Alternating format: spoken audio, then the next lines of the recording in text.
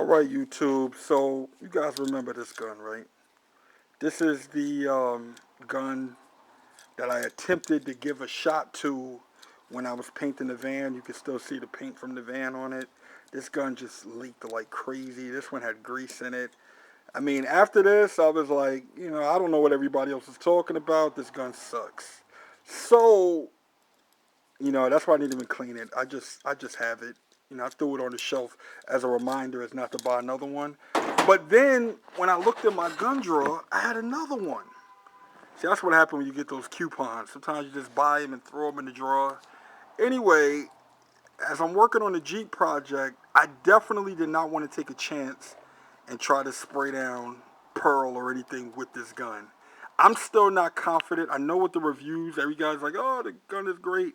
But I was not confident enough to attempt to possibly waste more paint trying to spray pearl down with this gun. I did go through it thoroughly. I took it apart. I cleaned it. I used it for the primer. So I know you guys have probably seen the primer video for the Jeep. And it did well. It did well for the primer. So I am kind of editing my other review and saying if you get a good one and you clean it, the gun is fine for primer. I have no problems. I used a high build primer. It sprayed it out. It laid it with no problem. I do not have any complaints for primer. I'm still not going to try it on paint. But when I looked in the drawer to get this one, I realized that I had this thing in there. Yeah, the box right there. It was still in the box. So this is the Harbor Freight mini detail gun. And I decided to give it a shot. I mean, I bought it after all, so I figured I'd give it a shot. I had a coupon. So I didn't want to use it to spray the jams because I felt like that's just wasting too material if this one turns out to be like its big brother.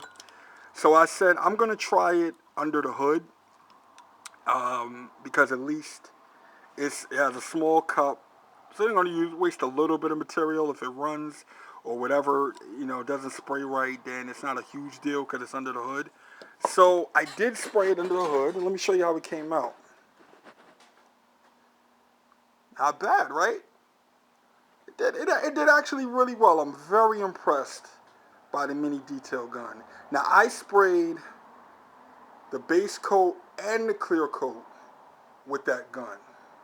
So this is the base and the clear that I sprayed under the hood. I did here too, but it's not going to show the same. I got the light aimed at this. So, but it laid out, all of it looks just like this. All the way down, all the way around, looks just like it. So, it did a really good job spraying.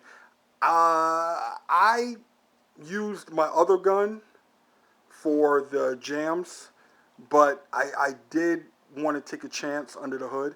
And I'm pleased. I mean, I have nothing to complain, man. You guys see it. You guys see that reflection? You guys see it laid out very nice. So, listen, any of you guys that's doing painting, even if you get the coupon, try it. It's not a bad gun. I mean, you guys are loving that other purple gun. Give the mini detail one a shot. I mean, I guess it's good for jams. I just used it under the hood, and I used it for the hatch because it did such a good job here. I sprayed the hatch with it. The fan is small, so it's perfect for this because you're not wasting material. That's why I wanted to use it as opposed to the other gun. But I have no wasted material. I mean, it's not even really a lot of overspray, but I mean, you guys can see, like, that's about it. From spraying in here, that's the overspray. So, that's it. So it did good. All right, so that's my review for the Harbor Freight mini spray gun. And I guess also this is an update to show that I did paint under the hood. But I did the hood, I did all the jams, and I did, let me see how it's going to come out. But all the way around, I mean, it came out beautifully. Yeah, no complaints as far as that goes, all right?